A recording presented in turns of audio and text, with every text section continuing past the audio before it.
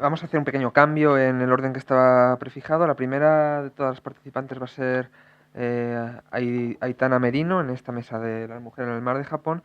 Ella es historiadora del arte por la Universidad Complutense de Madrid, además especializada en estudios japoneses por la Universidad Autónoma de Madrid, y después cursó un máster de Historia del Arte Contemporáneo en la Universidad de Suzuka y también se especializó en caligrafía japonesa. Es candidata a doctorado por la Universidad Complutense de Madrid y en la actualidad sus estudios giran en torno al mundo del arte digital y las nuevas tecnologías, y junto al resto de ponentes pertenece al grupo de investigaciones Asia y colabora periódicamente en actividades de difusión de la cultura y el arte japonesas en España. Así que con su ponencia AMA, las buceadoras de Japón, empezamos esta mesa dedicada a la mujer en el mar de Japón. Así que adelante.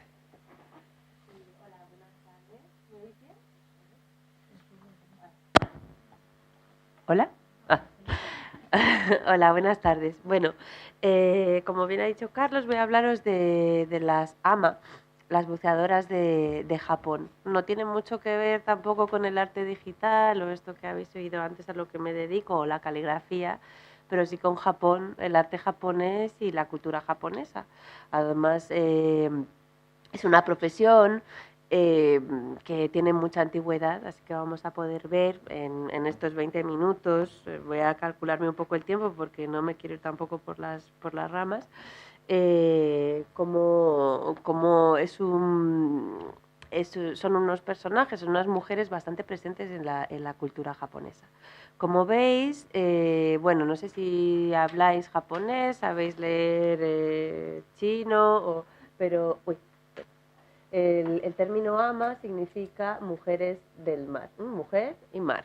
Son los dos ideogramas que directamente significa esto. Ama. En castellano pues la llaman buceadoras, sirenas, en algún alarde así más romántico, pero generalmente son mujeres que se dedican a la recolección de moluscos y sobre todo bueno, ahora os lo explico bien, todo lo que recogen de algas y moluscos que hacen buceo en apnea, a pulmón, sin ningún tipo de ayuda artificial, y que aunque las más famosas ahora por reclamo turístico se dediquen o se piense que se dediquen a la recolección de perlas, no es lo habitual.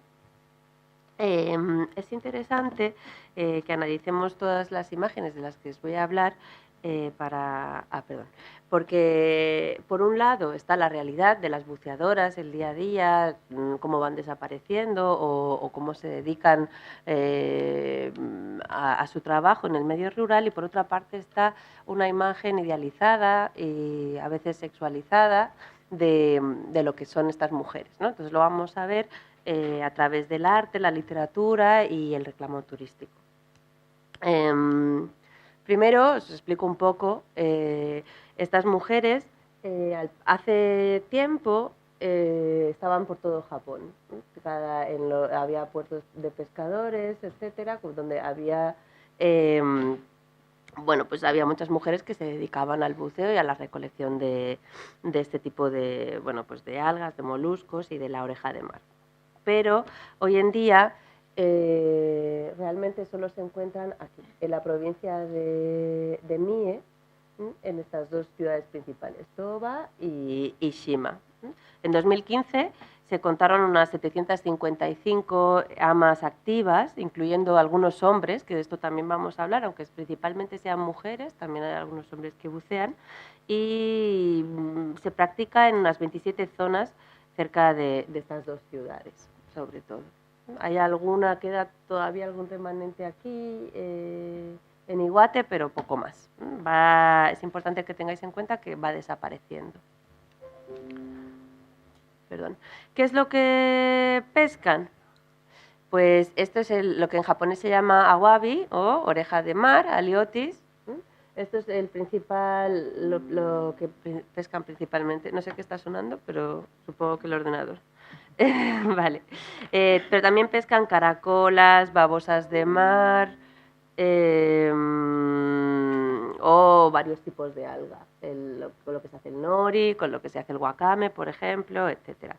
En la actualidad, las buceadoras llevan este tipo de equipamiento, un neopreno. A partir de los 60 empiezan a llevar neopreno, guantes, también cuentan con una especie de flotador del que cuelga una red, que es esto, que se llama tampo, y un cincel para cortar y recolectar las orejas de mar y las algas, que se llama nomi. Entonces, pueden vestir o así con neopreno o luego en el exterior también, o algunas llevan pues este tipo de trajes blancos, que es un poco más, como os decía antes, reclamo turístico. Esto también lo vamos a ver, pero generalmente desde los años 60 este es el aspecto de estas mujeres. ¿Cómo pescan normalmente? Bueno, pues hay varios tipos de pesca o de modo por la que recolectan la oreja de mar, sobre todo. Este es el cachidó, que es desde la orilla, descienden hasta unos 5 metros de profundidad y bueno, vuelven a subir, vuelven a la orilla. El zunado es en un barco y van hasta, bueno, un poquito más profundo, hasta 10 metros o más de profundidad, y bajan y luego con ayuda del barquero, bueno, pues suben de nuevo a la superficie. El Noriai es también un poco más en alta mar, o bueno, más la profundidad no desde la orilla, pero sin embargo van varias mujeres juntas en el barco y se ayudan unas a otras, se vigilan unas a otras. Entonces es tal vez el más popular ahora, sobre todo en Toba y en las ciudades que hemos visto, es el que más se practica.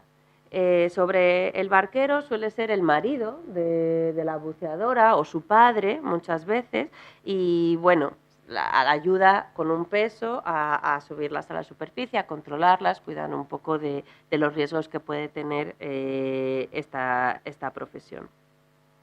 Una buceadora normalmente puede aguantar una media de unos 30 segundos o un minuto en apnea, aunque hay algunas, las más experimentadas o las más mayores, que puede aguantar hasta 3 minutos en el agua, buceando.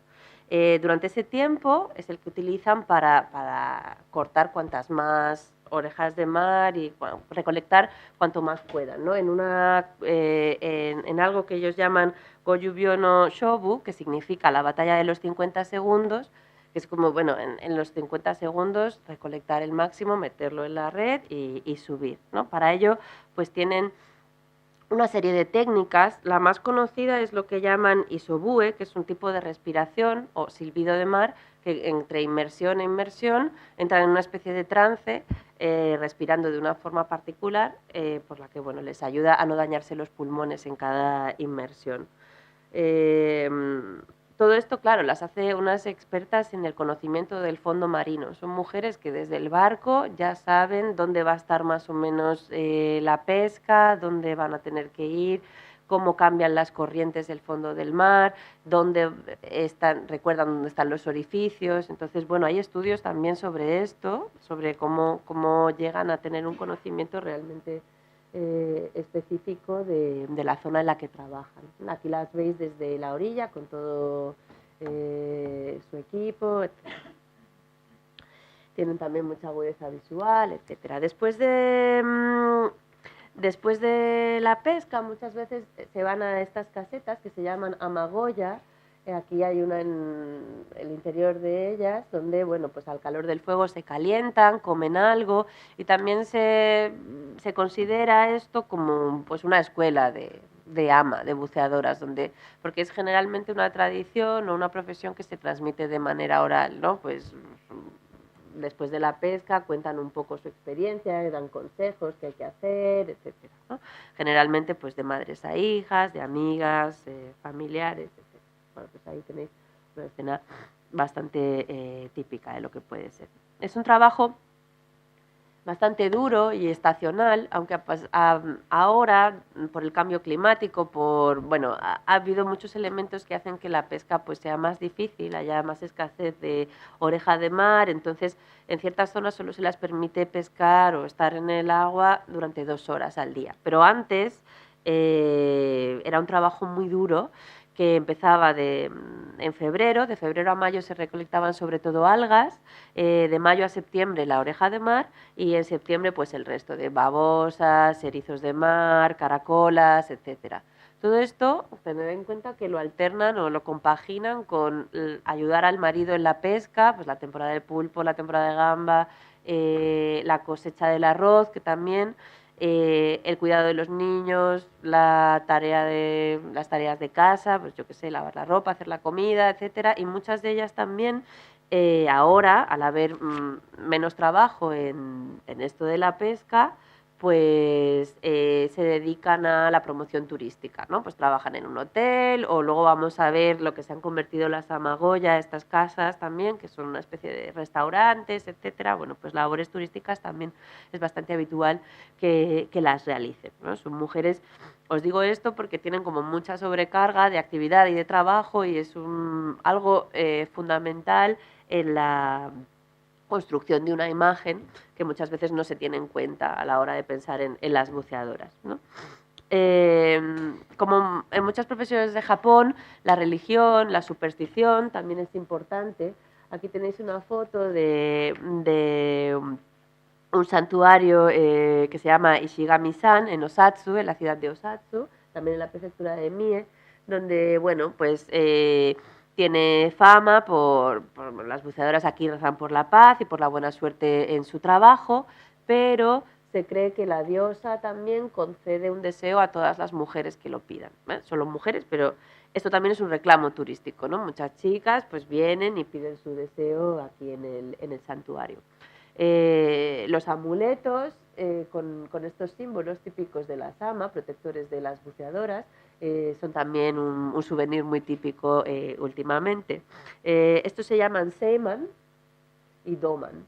Lo llevan ellas, creo que tengo una foto, bueno, en el traje y por ejemplo aquí, que estas son las antiguas pesas que se ponían para bajar más rápido al fondo marino y todas tienen estos símbolos protectores. Este se hace con un solo trazo, se piensa que bueno, así encierran a los demonios marinos y esta también, ¿no? Como atrapan a los posibles peligros mitológicos en los que creen. Se bajan siempre por el mismo lado del barco, hacen, por ejemplo, una especie de mantra, tiran agua salada al barco antes de salir, le dan unos golpes con el cincel, tienen una serie de ritos, y de costumbres supersticiosas que se siguen practicando, ¿no? Contra, por ejemplo, pues ciertos seres sobrenaturales como el Tomokazuki, que es un ama falsa que atrapa a aquellas que bucean solas, o un barco fantasma o un fantasma marino. Bueno, hay todo tipo de supersticiones que tampoco me quería detener demasiado. Pero también implican pues ciertos festivales o rituales muy típicos de la zona en los que ellas participan muy activamente y que de hecho pues contribuyen a mantenerlos vivos, ¿no? Ya sea para la prevención o la protección contra los seres marinos sobrenaturales, para tener una buena pesca, o para atraer al turismo, ¿no? Os pongo este, que es el Festival de Minami-Boso, que es el más internacional. Luego vamos a ver un cartel como reclamo a los turistas porque puede ser buceadora por un día, ponerte el traje, sumergirte, etcétera. Además, bueno, hay fuegos artificiales, es muy visual, bucean por la noche con antorchas, como podéis ver, entonces es bastante llamativo.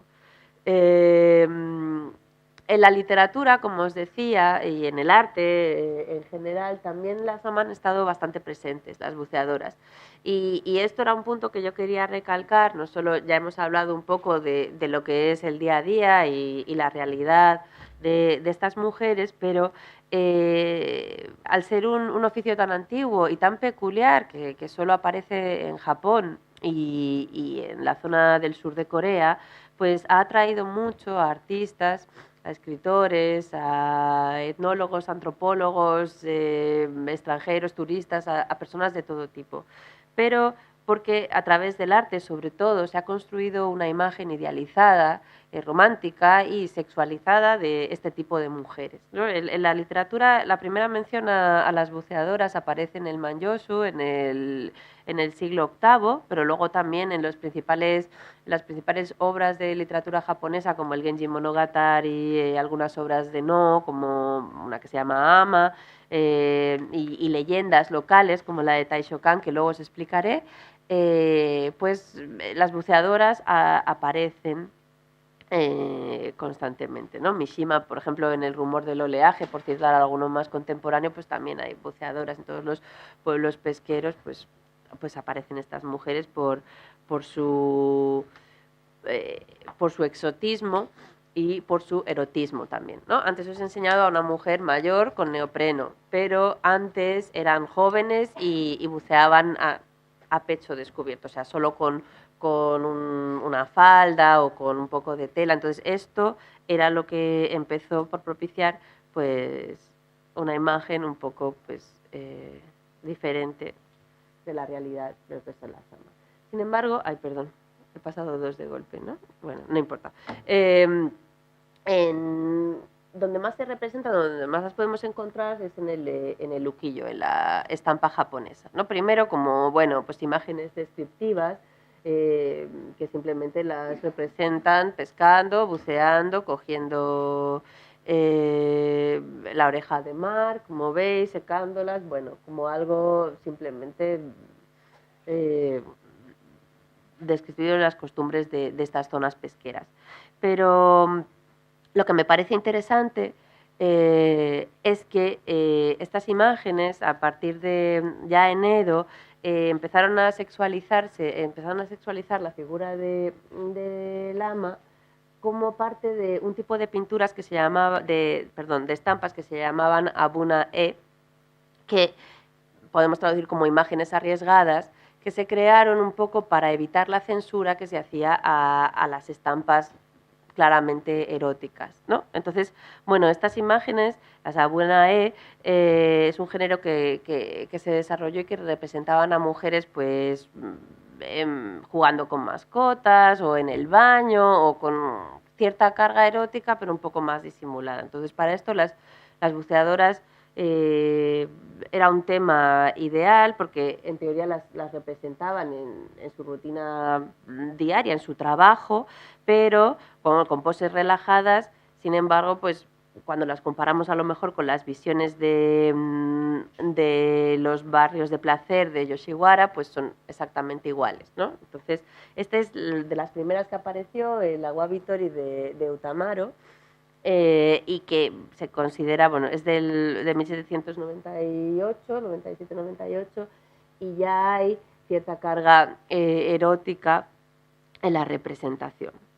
Esta sexualización de las buceadoras también viene reforzada por términos que conectan el sexo con el agua en japonés, ¿no? Hay términos como misushobai, que significa pues comercio de agua o prostitución, mizuage, iniciación sexual, misusho, mujer lasciva, o por ejemplo que la oreja de mar, el awabi, era un sinónimo de los genitales femeninos durante el periodo Nara, ¿no? Entonces todo esto no hace más que recargar este tipo de imágenes, ¿no? Hasta llegar tal vez ya al shunga o a las estampas eróticas directamente. Esta también es de Utamaro, donde, bueno, pues veis a la ama contar con el awabi, pero bueno, aquí ya seres mitológicos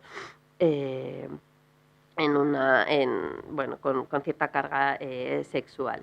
Todo esto además se aprovechó luego,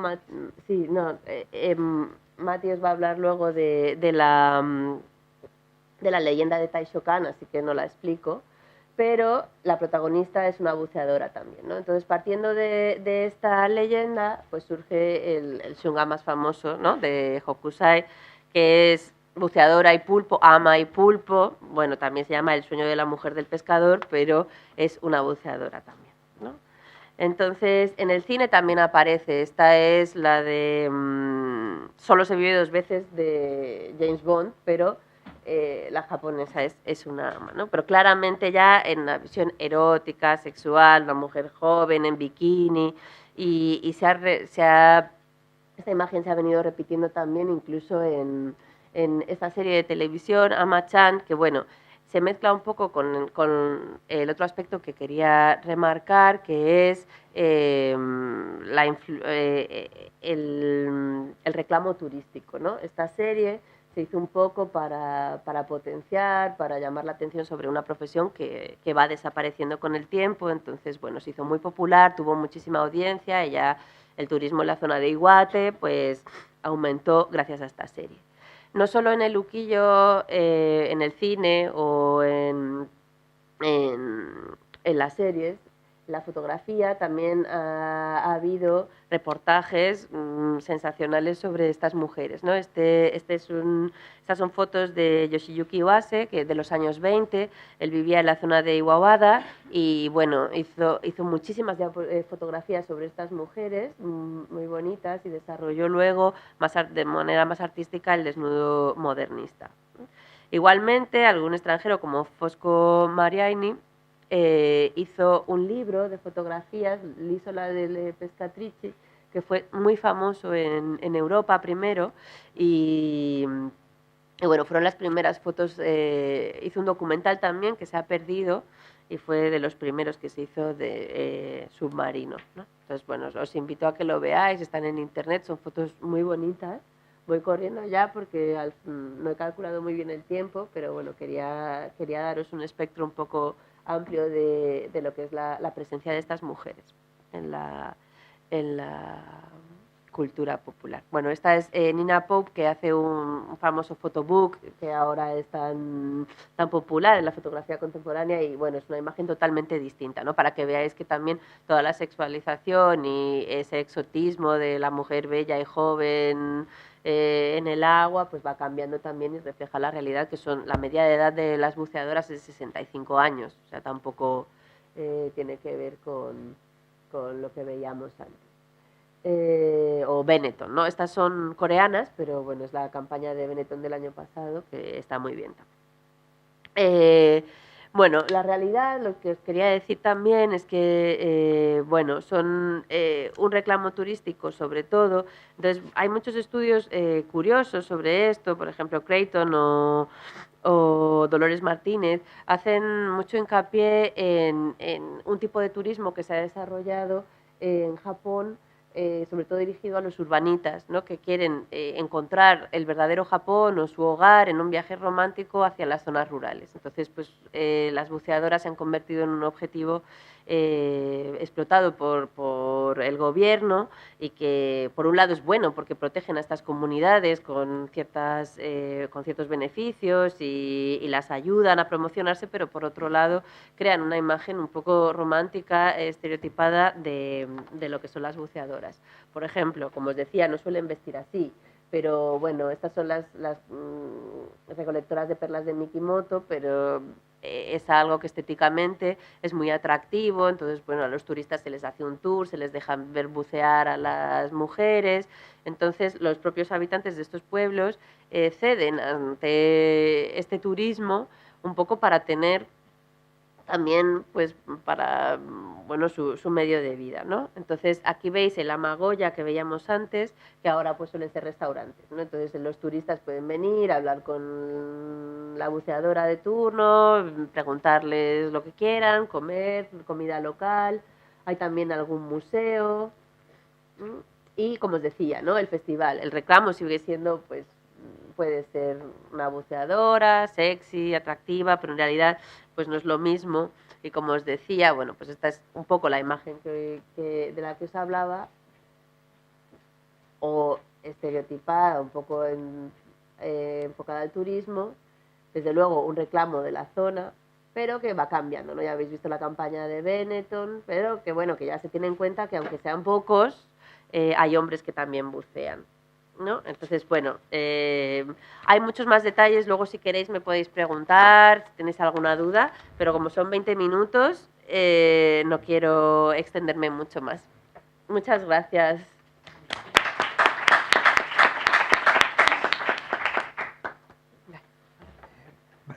Muchas gracias.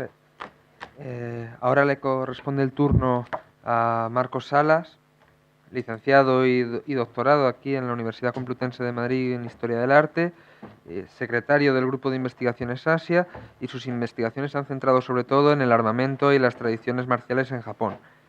Además, es representante para España de la Escuela Antigua de Esgrima Japonesa, Samurai, Muso Jikiden y Eisen Ryu, habiendo sido adoptado con el nombre de Sekiguchi Kenryu, y de la Escuela de Alabarda Japonesa Naginata de Mujeres Guerreras Roin Ryu, habiendo sido adoptado con el nombre de Roin Ryuko. Así que os dejo con su ponencia. Un mar de guerras es estudio de las principales figuras femeninas en la historia bélica naval japonesa. Bueno, muchas gracias, por supuesto, a los organizadores por esta invitación, ¿no? Que estoy muy contento con mis compañeros y compañeras del Grupo de Investigación Asia en este Congreso de la Mujer y el Mar. Y bueno, como bien os han comentado, mi especialidad gira en torno al mundo bélico japonés. En concreto, bueno, mi tesis es sobre armamento japonés. Y bueno, lo que voy a hablaros ahora un poquito, la verdad es que muy contento de que vaya a haber luego esta publicación, ¿no? de las actas, ¿no? De este libro colectivo, en el cual pues podré extenderme quizás más en cuanto a cuestiones históricas, que ahora las voy a ir pasando muy por encima. Pero lo que quería traeros son algunas figuras representativas de la mujer en el contexto de la historia bélica naval japonesa. Bien, lo primero que tenemos que tener en cuenta es que Japón, si bien es un archipiélago de islas, los conocemos todos más o menos, las batallas navales que se han llevado a cabo son más bien escasas. Es un país que ha sufrido muy pocas invasiones, de hecho, efectivas podemos hablar prácticamente de la que llevó a cabo parte de Estados Unidos en el pasado siglo XX, pero tampoco ha habido muchos más intentos, ¿no? El intento de invasión mongola por las tropas de Kublai Khan, pero como digo, debido a esto, pues no ha tenido enemigos externos marítimos, y los enemigos internos generalmente han tendido a organizar batallas campales y no tanto navales. Sí que ha habido algunas muy importantes en la historia de Japón, de las cuales ahora os voy a hablar en algunos ejemplos, pero por lo general nos vamos a encontrar con una escasez de batallas navales. Si ya de por sí tenemos muy pocas batallas sobre las que hablar, obviamente la figura femenina, que suele estar un poquito más relegada siempre en la historia, ¿no? Pues va a haber menos ejemplos todavía, pero aún así podemos rescatar algunos que pues paso ahora mismo a comentar. El primero de ellos es el de la emperatriz Jingu. La emperatriz Jingu, que entra dentro de lo que se denominan los emperadores histórico-mitológicos japoneses. ¿Por qué? Bueno, pues porque no hay los primeros emperadores de la lista de la Casa Imperial japonesa. No existen realmente unas pruebas históricas fidedignas de que pues, hayan existido realmente. Y otro de los datos a los que llaman un poquito la atención es que todos ellos, como podéis ver, viven entre una media entre 100 y 150 años. Con lo cual, pues estamos un poquito, ¿no? Pues como con estos datos bíblicos, ¿no? De personajes Matusalén, etcétera, ¿no? Entonces, este es el asunto. En el caso de la emperatriz Jingu, las principales fuentes que tenemos son precisamente estos textos, podemos llamar fundacionales o de génesis de la cultura y la mitología japonesa, que son el Kojiki y el Nihon Shoki, que son dos textos pseudoepígrafos, es decir, son textos que se escribieron en el siglo VIII, pero que relatan hechos que pasaron pues, muchos siglos antes de nuestra era, antes de Cristo, ¿no? Entonces, aquí es donde encontramos las narraciones acerca de la emperatriz Jingu, que, como ven, vivió en esta época. La emperatriz Jingu estaba casada con el emperador Chuai, y bueno, lo que se nos relata aquí es que el emperador Chuai estaba realizando unos vaticinios para ver cómo podía emprender unas campañas bélicas sobre enemigos que tenían en las islas del sur de Japón. Entonces, los dioses toman posesión del cuerpo de la emperatriz Jingu y le dicen que no vaya a combatir a esos enemigos del sur, que vaya a invadir a un país lleno de tesoros, a un país lleno de riquezas, que lo describen los dioses como una bella doncella reflejada en el mar, que no es otro que Corea. En concreto, luego les pondré una imagen de los reinos en los que estaba dividido antiguamente Corea. Eran principalmente 4, Kaya, Silla, Goguryeo y Pakge. Bueno, pues en concreto el reino de Silla era este al que se referían los dioses, y le instaban al emperador a que, en lugar de ir a conquistar a sus enemigos, fuera a invadir este reino, y que una vez conquistado, los enemigos de las islas japonesas se rendirían por arte de magia. Bien, el emperador Chuai, haciendo caso de su esposa poseída por los dioses, la emperatriz Jingu, se sube a lo alto de una colina y atisba el mar.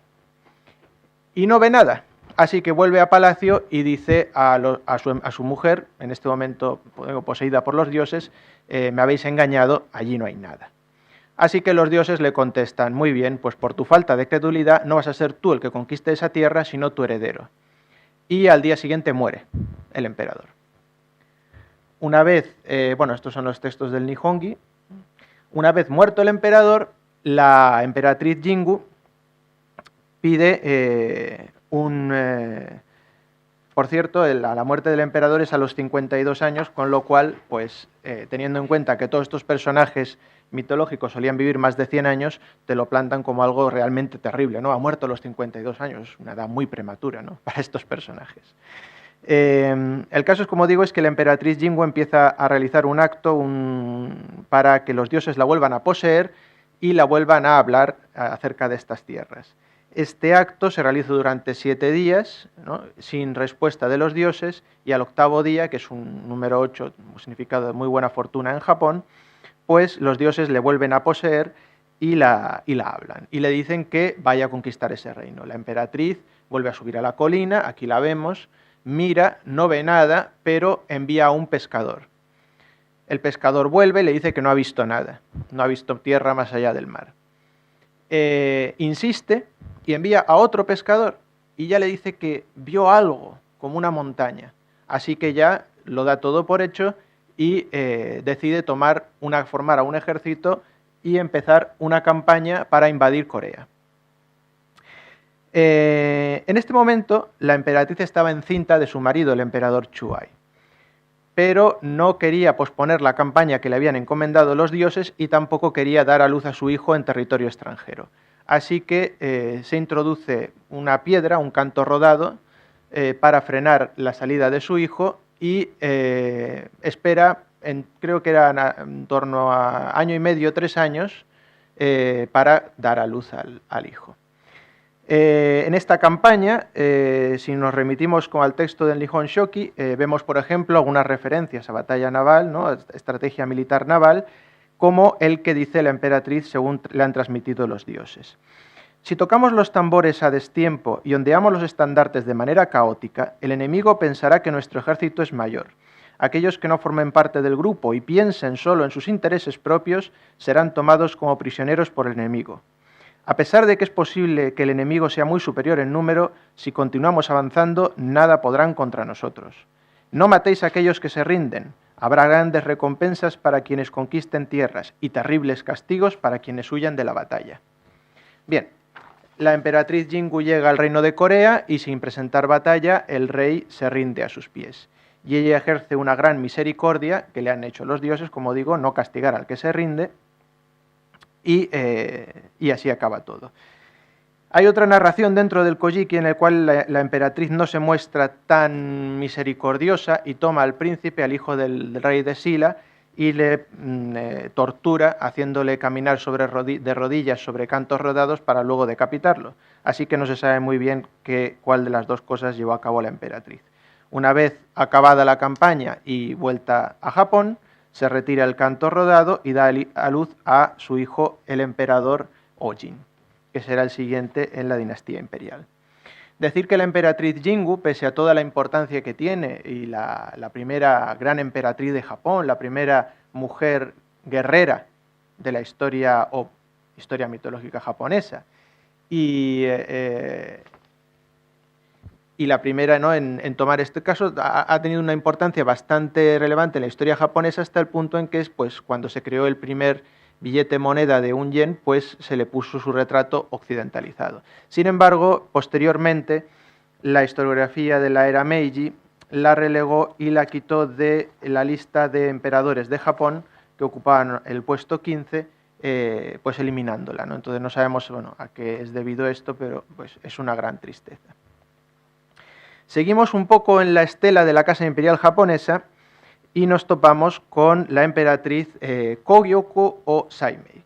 Y es O porque resulta que en este caso nos encontramos con uno de los pocos ejemplos, por no decir el único, de una emperatriz japonesa reinante. En este caso sí que la Casa Imperial ha mantenido su reinado, ha mantenido su figura como emperatriz de la Casa Imperial. Ha existido 8 emperatrices dentro de la historia de la Casa Imperial japonesa. Y como digo, este es un caso único porque es una emperatriz que subió 2 veces al trono. Entonces, cada vez que un emperador sube al trono, toma un nombre, ¿no?, que luego será el que se le dará, depende de si muere en esa era, pues al emperador de esa era. La emperatriz Saimei, vamos a llamarla primero Kogyoku, que será el primer nombre que tomará, se casó con el emperador Yomei y al morir, pues empezó a actuar en función de emperatriz regente. Lo que ocurre es que en el reino de esta emperatriz se llevaron a cabo una serie de sucesos muy importantes en la historia japonesa relacionados con el clan Soga y ella acabó abdicando en favor de su hermano, el emperador Kotoku. Ocurre que su hermano muere y ella tiene que volver a ascender al trono y toma el nombre de Saimei. Bien, su primer marido, su hermano, el emperador Kotoku, en el cual abdica, y luego, bueno, esta es la emperatriz. Estos son los reinos que les había comentado antes, en los cuales se dividía Corea, y vienen a colación nuevamente porque la expansión, los intentos expansionistas del reino de Goryeo, el más fuerte y el más poderoso y más grande de los reinos de Corea, primero aniquilan al reino de Gaya o Kaya en el año 532 y pasan también a combatir los otros 2 reinos. Estos reinos de Pak-he y Silla pedirán auxilio y ayuda a Japón y enviarán unos emisarios que se entrevistarán con la emperatriz Saimei y ella formará un ejército que partirá a la frontera, al puerto de Tsukushi, para intentar una vez más ese acto que llevó a cabo anteriormente la emperatriz Jingu, ¿no?, de invadir o combatir Corea, en este caso para ayudar a un reino aliado, ¿no?, contra otro reino. Sin embargo, la emperatriz muere justo antes de comandar estas tropas que se mandarán, como digo, a Corea, así que esta figura femenina dentro de la historia bélica naval japonesa, pues bueno, queda en un mero intento, pero sin embargo hay que destacar el hecho de que sí formó a ese ejército y sí que dejó bien todo atado el asunto de la batalla naval para ayudar a Corea, que no daría sus frutos, pero bueno, eso es otro asunto. Vamos a pasar unos siglos por delante, llegamos hasta el siglo XII y nos encontramos con las guerras Genpei, que serán las guerras que se llevarán a cabo entre el clan Heike, liderado por Taira Kiyomori, y el clan Genji o de los Minamoto, liderado por Minamoto Yoritomo. Estas 2 figuras habían estado enfrentadas en numerosas ocasiones en la historia bélica japonesa y bueno, como saben algunos, pues Taira Kiyomori representa el poder imperial que hasta entonces se había llevado a cabo en Japón y Minamoto el poder de la clase guerrera japonesa, los samurái, que finalmente se harán con el poder. Bien, estas guerras se deciden en la batalla, bueno, se narran en este libro, en el Heike Monogatari, que es un libro también compuesto un siglo más tarde. Y como digo, estas guerras llegan a su desenlace en la batalla naval de Dan no Ura, que es sin duda alguna la batalla naval más importante de la historia japonesa. En esta batalla naval no nos consta que haya intervenido ninguna mujer, aunque sí que hay mujeres muy importantes de la historia guerrera japonesa, Onna Bugeisha, que se las llama la mujer guerrera. en estas guerras Genpei, pero no en el caso de la batalla naval. Sin embargo, sí tenemos una mujer muy, muy importante y muy destacable en el caso de esta batalla naval, que es nada menos que Taira no Kiyomori o Taira no Tokiko, que es Taira Kiyomori es el personaje que he dicho antes, Taira no Tokiko, que es en este caso, abuela del emperador Antoku. Este emperador niño, pues participará, digamos, de manera observante en la batalla naval, y cuando todo está perdido, esta mujer reúne a todas las damas de la corte para anunciar que se deben suicidar en masa, no solo además para evitar la captura con el del enemigo, sino para llevarse hasta el fondo del mar a todos los tesoros imperiales y también inclusive al emperador. Cuando el emperador desciende a los mares, según el texto del Heike Monogatari, se convierte en un dragón, ¿no? Entonces, bueno, aquí les he traído un pequeño fragmento de un dorama.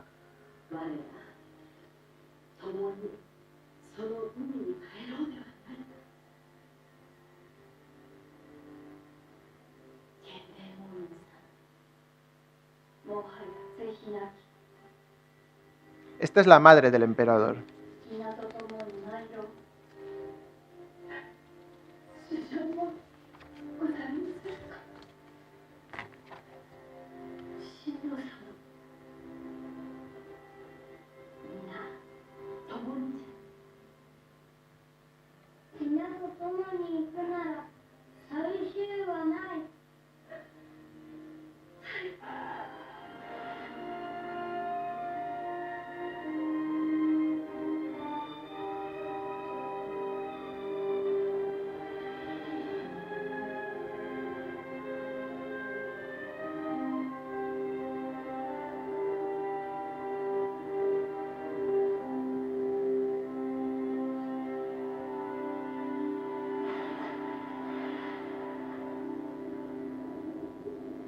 La espada es uno de los tesoros imperiales, ¿no? Bien. Realmente la historia de las mujeres en la historia bélica naval japonesa se podría resumir como guerreras, suicidas y auxiliadoras. En este caso vemos el papel de la mujer suicida, ¿no?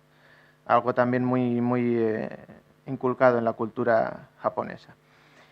Vamos a pasar unos siglos también por encima y llegamos a la figura de Tsuruhime Ohori de Omishima. Bien, este es un mapa de Japón y aquí tenemos la isla de Omishima. Este señor feudal, Ouchi,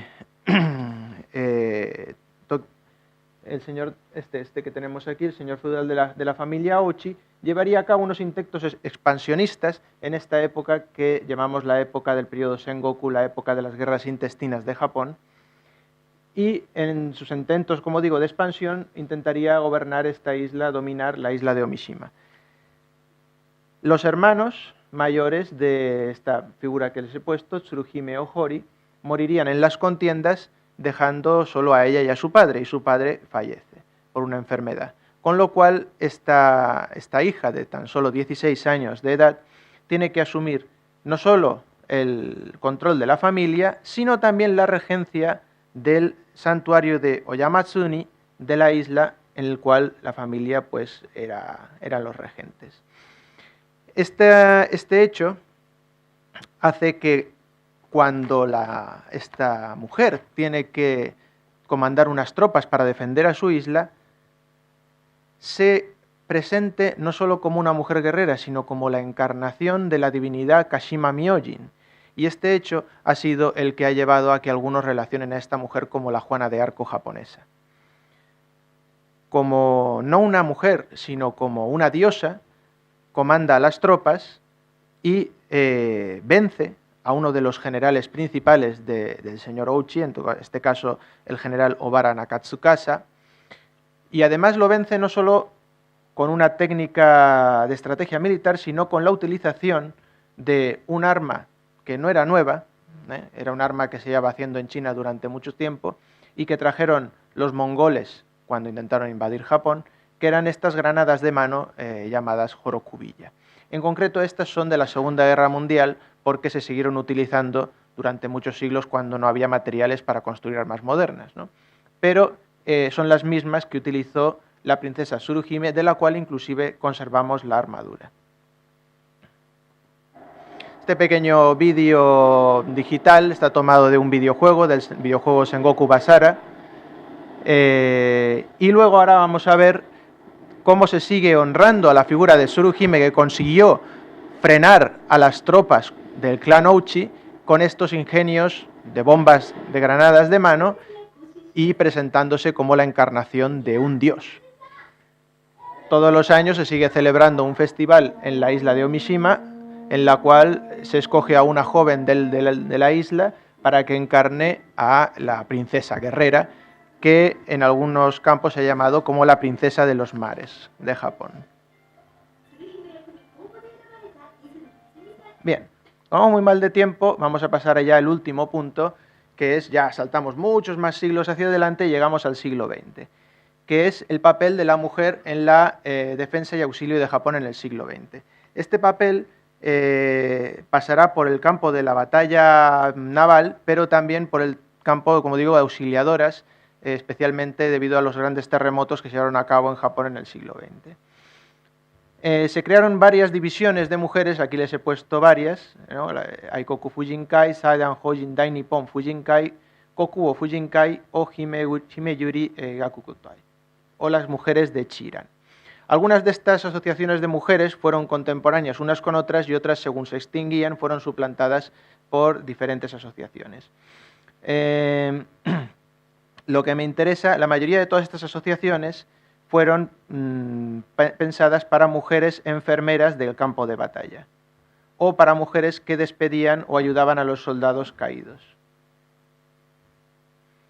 Bueno, aquí tenía un pequeño documental sobre las mujeres Himeyuri, pero por tiempo no lo voy a poder poner.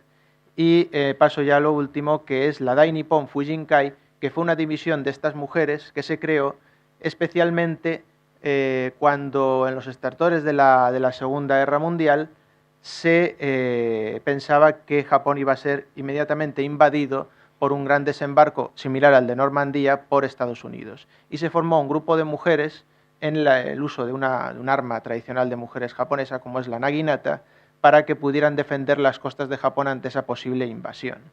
Como sabéis, debido a la bomba atómica, esa invasión no se llevó nunca a cabo, pero bueno, se quería traer este fragmento. Esta división estaba liderada por esta mujer, Yamauchi Sachiko, que vino a España en 1909 a visitar a nuestro rey Alfonso XIII, que fue enfermera de una de estas divisiones que les he puesto antes, la Aikoku Fujinkai, y que finalmente fue la líder de la Dai Nippon Fujinkai, formando pues a las mujeres en el uso de diferentes armas para intentar paliar este intento de invasión, ¿no? Este intento de desembarco que nunca se llevó a cabo.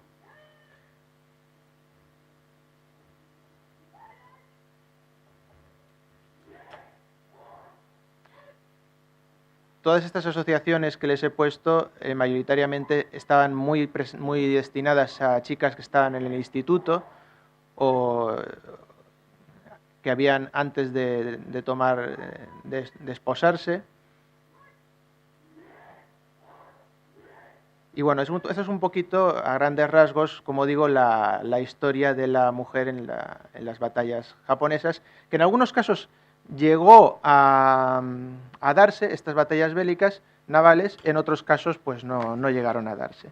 Pero en cualquier caso la mujer tuvo una gran presencia tanto para vencer o para frenar a las tropas enemigas que intentaron combatir Japón. Muchísimas gracias.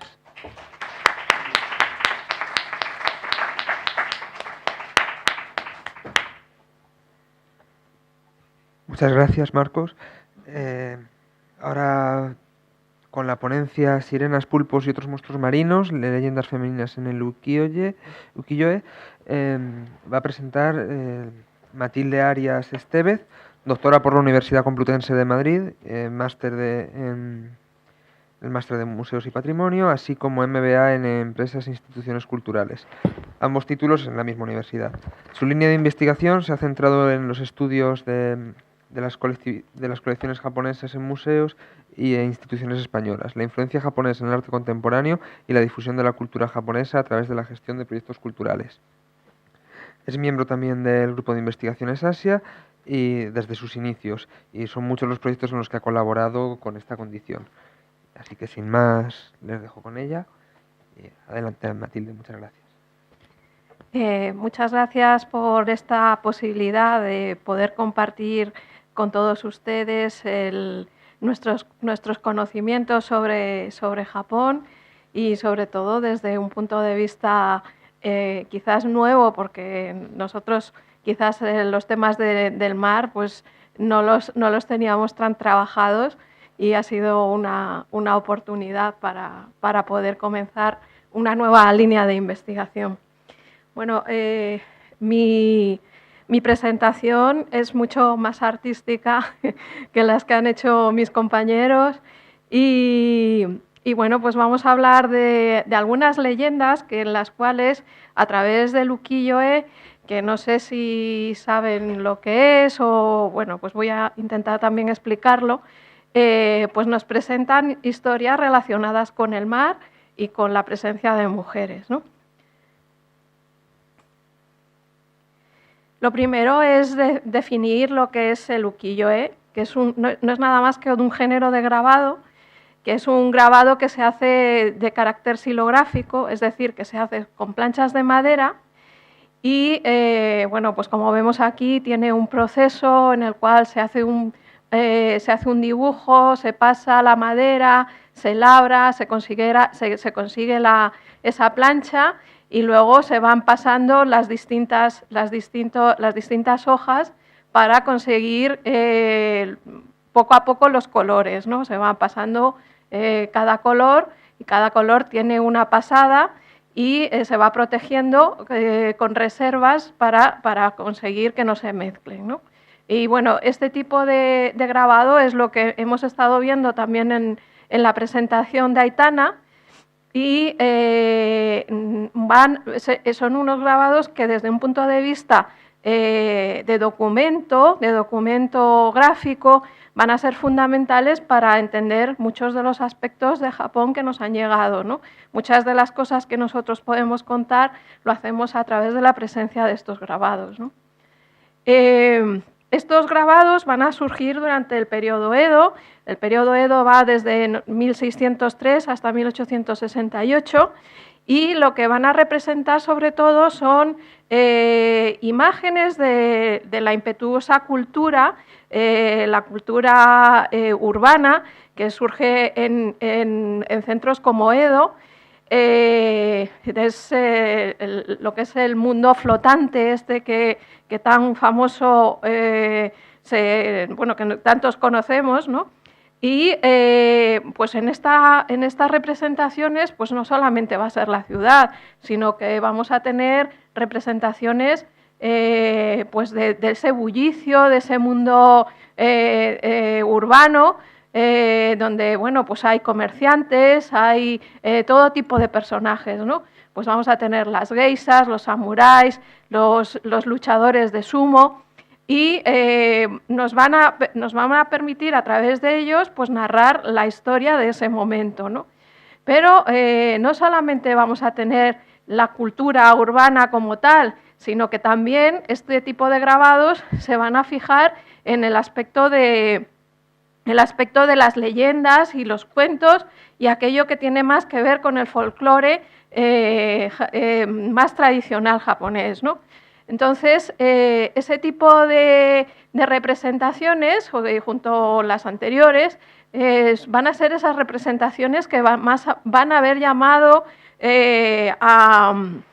a los occidentales, ¿no? En determinado momento llegan a Europa los ukiyo-e y los ukiyo-e en Japón hacia 1860, bueno, pues era una artesanía de carácter más o menos, bueno, pues más o menos menor, ¿no? Pero el hecho de que pudieran ser exportadas a Europa, bueno, pues va a llamar la atención de artistas como, por ejemplo, el caso de Van Gogh, que lo vemos aquí representado con un fondo de ukiyo-e de todo tipo, desde paisajes hasta geishas, y bueno, pues vemos que incluso elementos florales, ¿no? O tenemos, por ejemplo, esta famosa obra de Monet que bueno, pues nos está evocando el puente anterior que ya teníamos por aquí, que nos evoca este tipo de puentes, o incluso en puentes como estos que aparecen en los jardines, ¿no? El caso es que una vez que llegaron a Europa, tanto los impresionistas como los pintores Navi, que fueron los que más les atrajo, sobre todo el hecho del color, van a ser los que más van a poner atención a este tipo de representaciones, y a través de ellos también van a poderse difundir en todo lo que es a nivel europeo, ¿no? Occidental. Bueno, pues entre todas esas representaciones de una temática variada, la temática del mar va a jugar un papel muy importante, porque el mar dentro de la cultura japonesa va a ser fundamental, ¿no? Japón no dejaba de ser una serie de islas y que estaban rodeadas por esta masa de agua, ¿no? Y esta masa de agua va a ser a través de la cual van a ser una ruta de entrada y van a ser una frontera natural para el acercamiento a otras culturas, ¿no? Como digo, va a ser una ruta a través de la cual van a llegar el comercio de otros lugares. Sobre todo China y Corea van a ser ese camino lo van a utilizar a través del mar, ¿no? Y desde ahí van a venir pues todas las influencias foráneas que van a llegar a Japón. Pero también el mar va a ser una fuente de alimentación, ¿no? Como hemos visto a través de las imágenes que nos ha presentado Aitana, con esas amas, por ejemplo, las algas van a ser recogidas a través de estas mujeres, pero no solamente de alimentación, no solamente de algas vivían, sino que también la pesca va a ser el elemento por el cual pues van a poder conseguir esa comida, ¿no? A través tenemos estas representaciones de la captura de ballenas. O sea, que quiero decir que el ukiyo-e es lo que os estaba intentando explicar, que son documentos, pequeñas fotos, pero en este caso grabados, que nos van a permitir reconocer la cultura japonesa, ¿no? Y tenemos, quizás para cada tema que nosotros intentamos explicar, al final podemos encontrar estos grabados, porque fotos tan antiguas no podíamos encontrar, pero sí que podemos encontrar esta documentación, ¿no? Entonces, una de las representaciones que todos ustedes van a reconocer es la representación de este famoso ukiyo-e, que no es nada más y nada menos que la gran ola de Kanagawa, que se publica entre 1830 y 1833 por un grabador que es Hokusai, las famosas obras de Hokusai. Hokusai va a tener ínfimas representaciones de paisaje, va a tener múltiples representaciones de todo tipo, ¿no? Y entre esas, pues va a hacer una publicación que se llama Las 36 vistas del Monte Fuji, y precisamente la gran ola de Kanagawa pues va a ser una de las primeras representaciones que aparece con el tema del mar, ¿no? Y esta representación con el Monte Fuji al fondo, no sé, lo ven aquí, con los barcos, con los marineros que intentando luchar con esta gran masa de agua, cuando llega a Europa, bueno, pues convence totalmente a los artistas occidentales y la van a considerar quizás uno de los símbolos más esenciales de la cultura japonesa, ¿no? Hokusai pues va a ser, en este caso, el máximo representante de la escuela ukiyo-e, sobre todo pues, por esta soltura que tiene al trabajar la línea, al trabajar las olas, a trabajar el detalle de la tempestad, al trabajar como la dificultad que genera el estar en alta mar. Bueno, todos esos elementos van a hacer que sea uno de los principales representantes de lo que es el ukiyo-e, ¿no? Y Hokusai también se adhiere entre esos múltiples temas que él hace, que no solamente va a ser el mar, los personajes, las geishas y demás, él también va a trabajar lo que van a ser cuentos y leyendas populares, ¿no? Y ya nos lo adelantó Aitana. Entonces, Hokusai va a tomar una representación de esta leyenda, que la hace en 1814, y es una estampa que se va a denominar El sueño de la esposa del pescador, ¿no? Y no es más que un cuento readaptado, ahora contaré en qué momento, que narra la historia de Toshio Kan, que, bueno, un poquito nos ha... Aitana dejado un poco con la miel en los labios y me ha dejado a mí el papel de poder hablar de ella, ¿no? Toshio Kan es una historia que nos cuenta la historia de una princesa que era una princesa japonesa que se casa con un rey de Japón, ¿no? de Japón, de China, con un rey de la dinastía Tang. Y bueno, pues en un momento dado adquiere una joya que es fabulosa, es una joya de gran valor, y en esa joya lo que ella quiere es mandársela, estando en China ya con su marido, ella se la quiere mandar a su padre, que estaba en Japón, porque su padre iba a hacer un templo con un pabellón, y va a ser para, bueno, pues en ese pabellón va a haber una figura de Buda y quieren colocarle la joya en mitad de la frente. Con tan mala suerte que, bueno, pues ella decide que se la manden por mar, y con tan mala suerte que en el momento en el que los barcos que iban a llevar esa joya, pues se ven atacados por una serie de demonios y por los dragones, o sea, por el rey dragón que vivía en las profundidades y quería pues hacerse con la joya, ¿no? Esta historia, bueno, pues tiene determinados detalles que para no hacerlo largo he resumido. El caso es que para conseguir la joya, ¿qué hacen? Pues deciden mandar a un ama, una de las buceadoras anteriores, deciden mandarla para que baje al fondo del mar, a donde el palacio del dragón, y puedan recuperar la joya. El caso es que el ama se ve en una encarnizada lucha con el dragón, y para conseguir una vez que consigue la joya, se corta un pecho y mete la joya dentro del pecho. Total, que la pobre mujer consigue zafarse del dragón, y cuando llega a la superficie, claro, evidentemente muere desangrada, ¿no?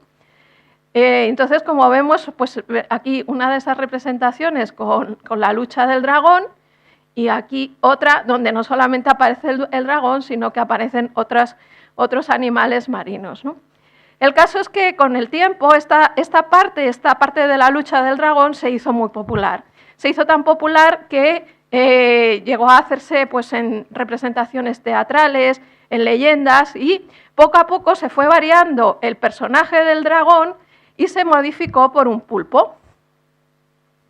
Y entonces este es el pulpo en el cual Toshio Kan, el ama, va a luchar con él. Entonces, ¿qué razón tiene el hecho de variar el dragón al pulpo? Como decía anteriormente Aitana, pues dentro de todo este mundo el agua y el pulpo no dejan de tener como un carácter erótico, ¿no? De tener un doble sentido. El pulpo tiene el nombre que tiene en japonés es tako. Y tako, en realidad, también es el nombre por el cual se conocen los genitales femeninos, ¿no? Entonces, por eso se hace una doble lectura y aparece la relación del pulpo con el ama, ¿no? Aquí tenemos otra de las representaciones y demás. El caso es que esta temática no fue inhabitual dentro de la cultura japonesa. Dentro de la cultura japonesa existen unas pequeñas piezas que se llaman netsuke, que no son más que unos contrapesos que se utilizan para poder atar, o sea, como el kimono o la ropa masculina no tienen bolsillos, lo que se hacen es poner pequeñas bolsitas pues para la tabaquera o para poder poner bolsitas con objetos. Entonces, el contrapeso que se pone en la parte de arriba del cinturón normalmente eran piezas de marfil o de hueso con distinto tipo de representaciones o simplemente una bola de marfil o incluso de madera, ¿no? Entonces, ahí es donde vamos a encontrar esta representación que ya aparece desde antiguo, ¿no? El tema del pulpo, un pulpo, digamos, con unas intenciones más o menos de carácter erótico, pues son las que van a aparecer en este tipo de representaciones. El caso es que cuando llegó ya al siglo XIX, y gracias al desarrollo del japonismo y toda la implosión que supuso la entrada de objetos japoneses en Occidente, bueno, pues claro, dos artistas occidentales que esta historia la van a tomar como modelo, van a ser Rodin y Picasso. Y entonces en ellos van a tomar el tema de la mujer y el pulpo como elemento para sus representaciones, ¿no? Y de ahí que van a hacer una nueva versión de la representación erótica de Hokusai, ¿no? Bueno, pero Hokusai no solamente se dedica a este tipo de cosas, ¿no? Hokusai va también a tomar en 1808 otro tema que iba a hacer este grabado que tenemos aquí, que es una leyenda japonesa sobre las sirenas. Que en realidad las sirenas no son más que un pez humano que dentro del folclore japonés es conocido con el nombre de ninjo. El ninjo es un tipo de yokai. Yokai son como una especie de criatura fantástica que tiene como una serie de elementos como extraños, pero que a la vez tienen una parte que son humanoides, ¿no? Y entonces, en este caso, va a ser mitad pez, mitad pescado y mitad mujer, ¿no? Entonces, bueno, pues esta es la representación que nos hace Hokusai y en ella, bueno, pues arranca de las primeras, ya desde antiguo, se representaba a este tipo de seres, pues eso, tenían como escamas, tenían dientes, incluso se consideraba que tenían cabeza de mono, ¿no? Y bueno, y tenían cuernos y sobre todo las escamas doradas, ¿no? Tenían, ¿no? Entonces, bueno, pues este tipo de representaciones pues van a hacer alusión a esos seres que con esas escamas brillantes o doradas, pero sobre todo que van a tener una voz tranquilizadora y que se consideraba que era una voz que te evocaba a las alondras y a las flautas, ¿no? El caso es que, bueno, pues esta es la mitología, el imaginario de un ser que el primer avistamiento que se hace se registra ya en el 679 en un libro que se llama Nihon Sokai, que es uno de los primeros libros de la mitología japonesa. Y este tipo de representaciones se popularizan ya a partir del periodo Edo y no se popularizan sobre todo porque van a ser los artesanos de los pueblos, de pescadores, quienes van a hacer como una especie de seres extraños, las van a construir, que los hacían a base de trozos de animales como monos y lagartos, y entonces los van a popularizar y los van a vender. Y los van a vender como piezas, como sirenas auténticas. Entonces llegan a Europa, y en Europa, ¿qué pasa?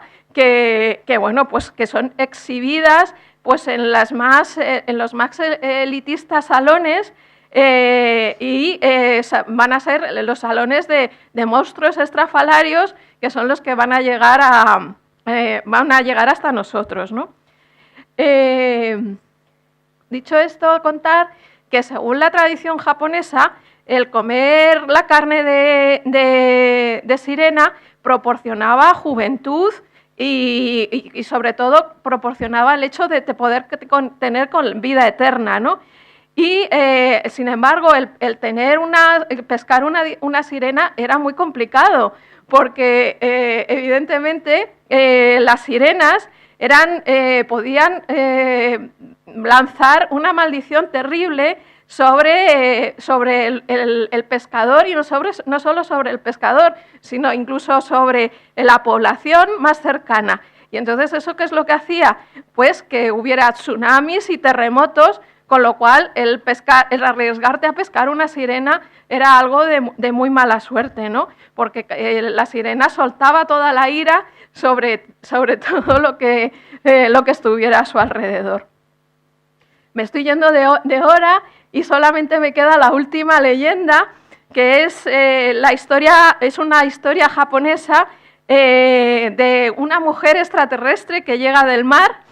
Y es una historia que se narra, aparece ya publicada en 1803, y cuenta la historia de un grupo de pescadores que en la provincia de Itachi tiene un encuentro fortuito en medio del mar con un utsurobone. Un utsurobone es nada más que una nave cóncava, que tiene pues este aspecto como de quemador, ¿no? Bueno, pues cuando los pescadores se acercaron a la nave, encontraron que en el interior había una mujer de pelo largo que llevaba una misteriosa caja, y bueno, pues realmente todo lo que he leído en torno a ello, al final no definen muy bien quién era este personaje ni quién no era.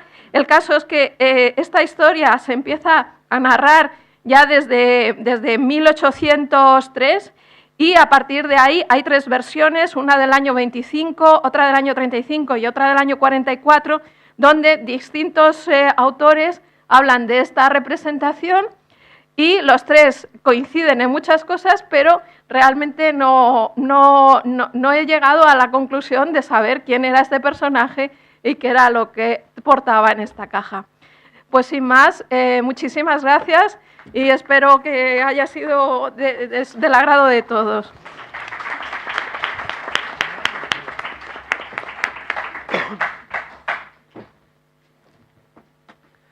Muchas gracias, Matilde. Ahora va a cerrar esta sesión sobre la mujer y el mar en Japón Nieves Moreno, licenciada en Dramaturgia y Dirección de Escena por la RESAD, además de licenciada en Estudios de Asia Oriental y doctora en Historia del Cine por la Universidad Autónoma de Madrid. Recientemente se ha incorporado al Grupo de Investigaciones Asia y, en gran medida gracias a ello, hoy está aquí con nosotros en esta colaboración entre las 2 asociaciones. Así que, con su ponencia La mala mar, representaciones femeninas de la mujer en el mar de Japón, comenzamos la última de la mesa. Bueno, pues gracias, y muchas gracias a todos por esperarme, por estar aquí en toda esta interesante mesa.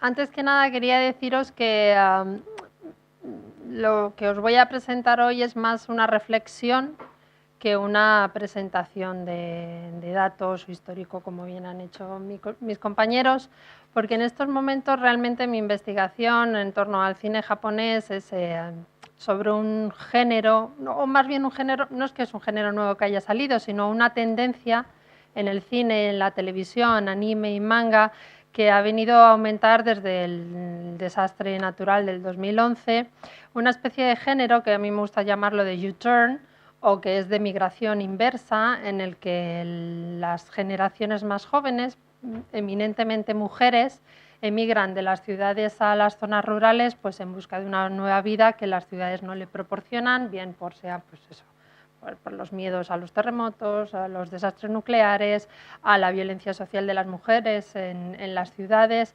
Digamos que a partir del terremoto del 2011, del tsunami y demás, pues se ha hecho un replanteamiento, se está haciendo un replanteamiento social que los medios audiovisuales están recogiendo y que se está aumentando pues ese tipo de películas en las que principalmente mujeres se van de las ciudades a las zonas rurales en busca de una vida mejor, una vida que les satisfaga, que las ciudades no encuentran, ¿no?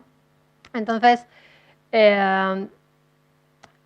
cuando me invitaron a este congreso y me dijeron, pues es sobre la representación de la mujer en el mar, obviamente me lo llevo a mi terreno, que es el cine, y me estaba dando cuenta que en esa investigación que estoy haciendo ahora, las principales zonas rurales a las que se mueven estos grupos de mujeres suelen ser zonas rurales, pero no había tenido en cuenta el concepto del mar en ese sentido, ¿no? Por eso digo que esto más bien es una reflexión sobre esa investigación que estoy llevando a cabo ahora y sobre todo porque el primer pensamiento me dijeron la representación de la mujer y el mar en el cine japonés y dije, negativa.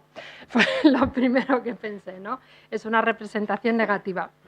Entonces, un poquito más adelante ya os contaré en qué consiste el género el U-turn, de la migración, a la inversa,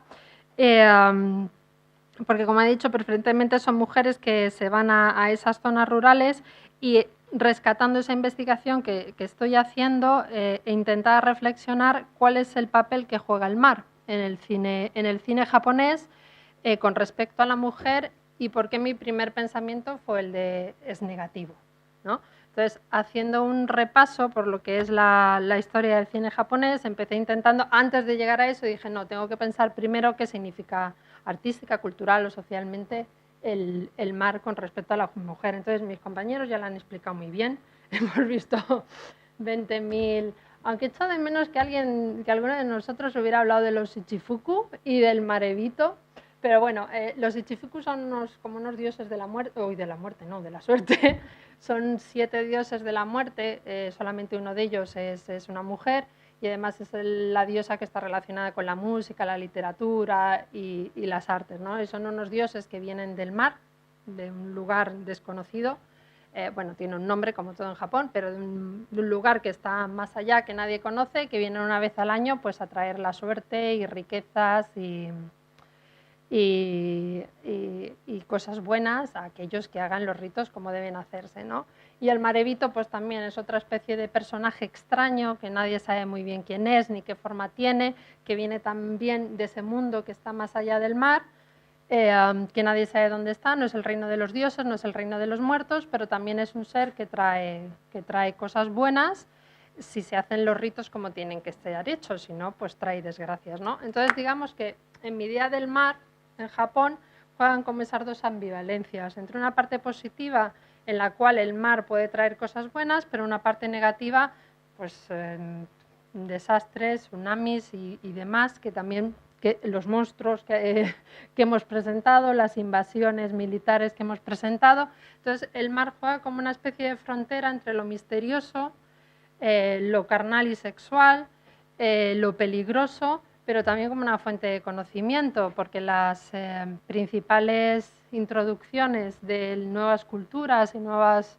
pensamientos y tecnológicos y demás, al ser una isla, pues obviamente tienen que hacerse por el mar, no hay otra manera de hacerlo.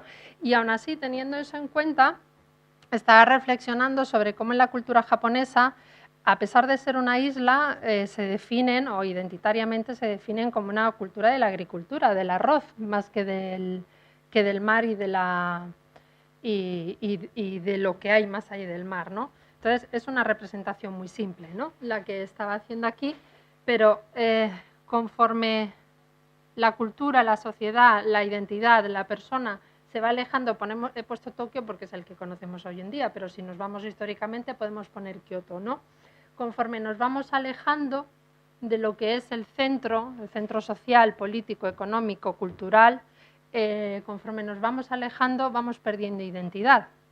Entonces, claro, teniendo en cuenta cómo es Japón es un país centralizado, muy centralizado, tanto política como económicamente como culturalmente. Lo que ocurre en Tokio es lo que se va a exportar al resto del país. Entonces, conforme nos vamos alejando del centro,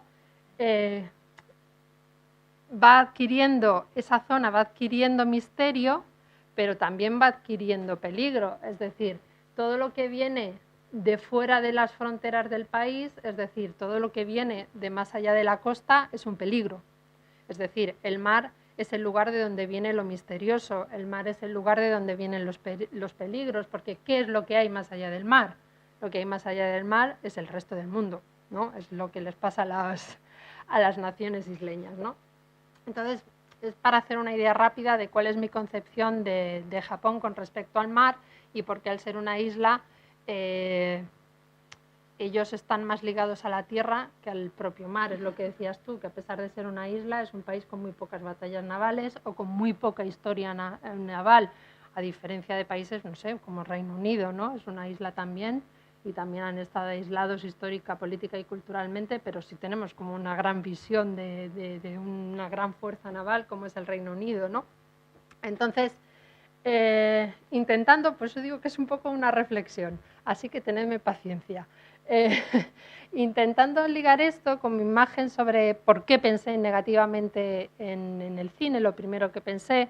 Entonces, haciendo una rápida recapitulación sobre el cine y Japón, en cuál ha sido el papel del mar en el cine japonés, intentando, pues eso, balancear estos 125 años de historia, me he dado cuenta que las representaciones, o creo que las representaciones del mar en el cine japonés varían entre lo positivo, lo misterioso, lo negativo, lo atávico y otra vez lo positivo, porque en este nuevo género que os decía de migración inversa, el mar juega un papel positivo para la mujer, porque es volver al ambiente rural, es volver al origen, es donde se limpian todas las cosas que has dejado atrás y puedes volver a inventarte, ¿no? Entonces, de alguna manera, en el cine de preguerras podemos ver esa imagen de esa nueva mujer. Igual que estaba ocurriendo en Occidente, el mar juega un papel importante en las primeras películas del cine con respecto a la mujer, ¿eh? No nos despistemos, estamos siempre hablando con respecto a la imagen de la mujer y su relación con el mar. El mar es un sitio en el que la mujer puede llevar a cabo actividades que anteriormente no podía llevar a cabo. Esto son películas japonesas de preguerra. Esto es una ilustración porque, bueno, esta imagen del mar y de una nueva mujer, una nueva manera de relacionarse socialmente, no solamente se da en el cine, se da en la fotografía, en la literatura, en las ilustraciones, en el periodismo.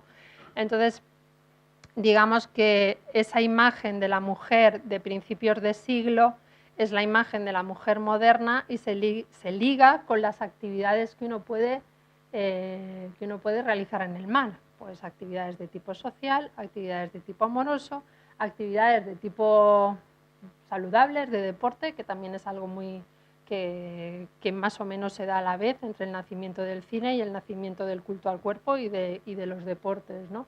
Entonces, en esta época de preguerras, que son los últimos años del periodo Meiji, que aún así había habido guerras contra China y contra Rusia, pero como habían sido éxitos, no se consideran como una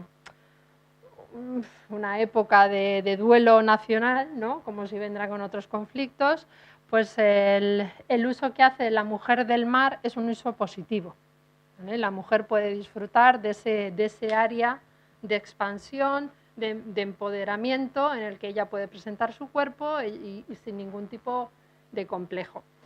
¿Qué pasa? Pues más o menos todos sabemos qué es lo que pasa. En pocos años pues se desencadenan diferentes conflictos bélicos a nivel continental contra China, como a nivel global en el Pacífico y con el resto de los países occidentales, que hace que la mujer, digamos, que dé unos pasitos hacia atrás, ¿no? Unos pasazos hacia atrás y entonces vuelva a tener que esconderse, ¿no? Entonces es el hecho, he puesto a Gojira porque y a la película de Gojira porque marca un poco como esa diferencia, ¿no? Es el duelo, es la pérdida de una guerra,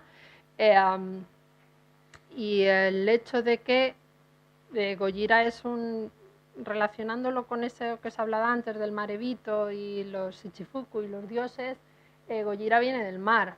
Gojira viene del mar también, vienen de un mundo misterioso que hay más allá de la tierra, viene del mar porque los humanos están echando mucha mierda al mar.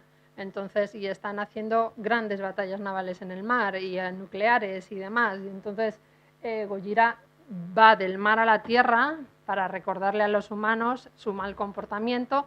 Es una consecuencia, obviamente, ¿no?, de los grandes conflictos bélicos de la época.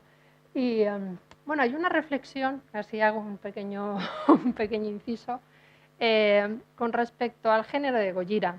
Nadie se consigue poner de acuerdo si es hembra o es macho, porque además en todas las versiones que ha habido de Gojira, tanto en Japón, que ha habido 1000 versiones, ya sabéis, el género este de películas de grandes monstruos, en ocasiones Gojira es un ser que viene a castigar, pero también es un ser que viene a proteger el país.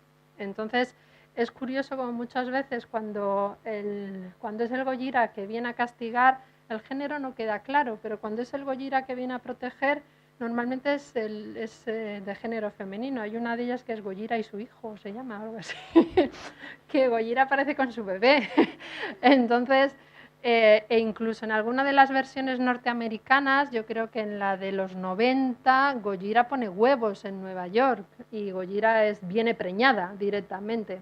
O sea que el género de Gojira siempre ha sido un género un poco que entra en tela de discusión dependiendo del momento en el que se esté haciendo la película. Bueno, entonces, esto lo decía para introducir cómo a partir de la pérdida en el cine de posguerra, la relación del mar y de la mujer vuelve a cambiar. Ya no eran esas mujeres felices y contentas que disfrutaban de la playa, de sus amigas y de nuevos amores, sino que se vuelven a convertir en un ser misterioso, monstruoso y extraño como Gojira. Entonces aquí os he puesto unas cuantas representaciones de unas películas de la época de posguerra en la que el mar y la mujer se unen desde una perspectiva atávica, desde una perspectiva básica, de instinto, ¿no? Y las mujeres en estas 4 películas que he puesto básicamente devoran a los hombres en 2 de ellas, ¿no? Pero digamos que unen esa cuestión que os había presentado anteriormente del mar como aquello que trae lo extraño, el mar como aquello que es misterioso, el mar que atrae a los monstruos, una vez más se vuelve a ligar con la mujer, ¿no? Y esto es algo que incluso veremos hasta hace bien poco, porque en la película de Ring, la de la japonesa, la de Hideo Nakata, no sé si la habéis visto, de terror, si recordáis bien la película, el problema con la madre de Sadako es que es poseída, es violada por un espíritu que viene del mar. Y es toda la maldad que se engendra de eso que sale del mar y que es misterioso. Obviamente esto tiene una lectura crítica de género que hay que hacerla, ¿no? Es como ligar lo misterioso, lo natural, lo atávico con esa imagen de la mujer misteriosa, ¿no? Entonces, digamos, la naturaleza misteriosa de la mujer, ¿no? Es como de alguna forma estas películas, si hacemos una lectura crítica y una lectura de género, que después vamos a ver en las películas de migración inversa también, estás volviendo a hacer esa separación entre que la mujer es el instinto, es lo misterioso, es lo natural, mientras que el hombre, pues, es lo racional, ¿no? Porque además en la mayoría de estas películas, bueno, en esta de la isla desnuda de Kaneko Shindo no, porque es una mujer que vive prácticamente, es una película prácticamente muda sobre la vida de una mujer en esa isla, ¿no? Pero en las demás son hombres que vienen de fuera, que vienen de la civilización y son fagotizados, son devorados por esa naturaleza castigadora de la mujer que está castigando a ese hombre racional que ha convertido pues, en Japón en un país pues, en estas épocas pues, de revueltas estudiantiles. Ya me he pasado de tiempo y no hemos llegado. Bueno, ¿no? me dejáis un poquito más, de revueltas estudiantiles, de manifestaciones de trabajadores, de violencias, de grupos terroristas, ¿no? Entonces os digo que esto llega hasta hace muy poco tiempo. Entonces, ¿qué pasa? En el 2011 vuelve a haber otro cataclismo a nivel nacional en este caso, ¿no? Y es aquí cuando entramos en las películas que os he dicho del U-turn o del reverse migration. Esto es para explicaros qué tipos de migración hay, ¿no? Hay una migración que es la de los que han nacido en el campo, se van a la ciudad y vuelven otra vez al campo, a donde han salido. Hay otra migración que es de los que han nacido en el campo, se van a las ciudades, luego vuelven otra vez a su provincia, pero no vuelven a una zona rural, sino que vuelven a una ciudad más o menos medianita. Y luego están los que han nacido en la ciudad, no tienen ninguna relación con el campo, pero deciden irse ahí, ¿vale? Entonces, yo lo que estoy analizando es el primero, el que está más a la izquierda de todo, ¿no? Entonces, en estas películas, los motivos por los cuales estas mujeres jóvenes deciden irse son variados. Aquí os he puesto uno, ¿no? Pues eso, expectativas laborales y sociales, disfrutar de una vida pues con la naturaleza, las tradiciones.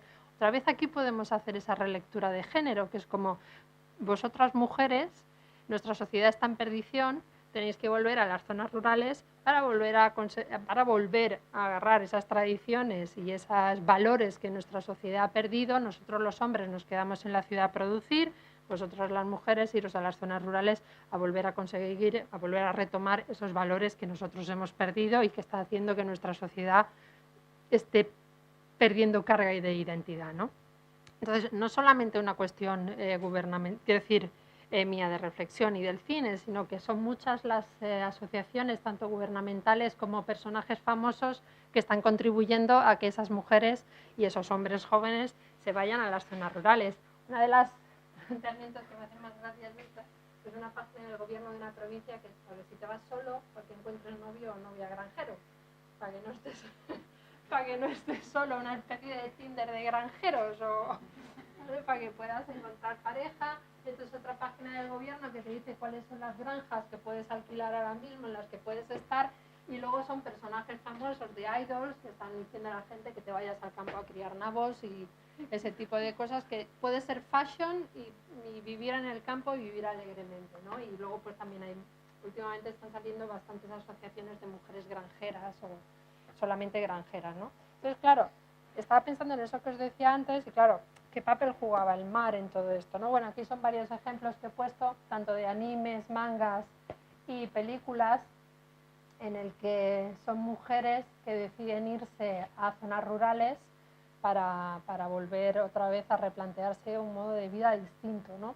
Y en el que el mar juega un papel muy importante. No sé si habéis visto alguna de estas películas, pero bueno.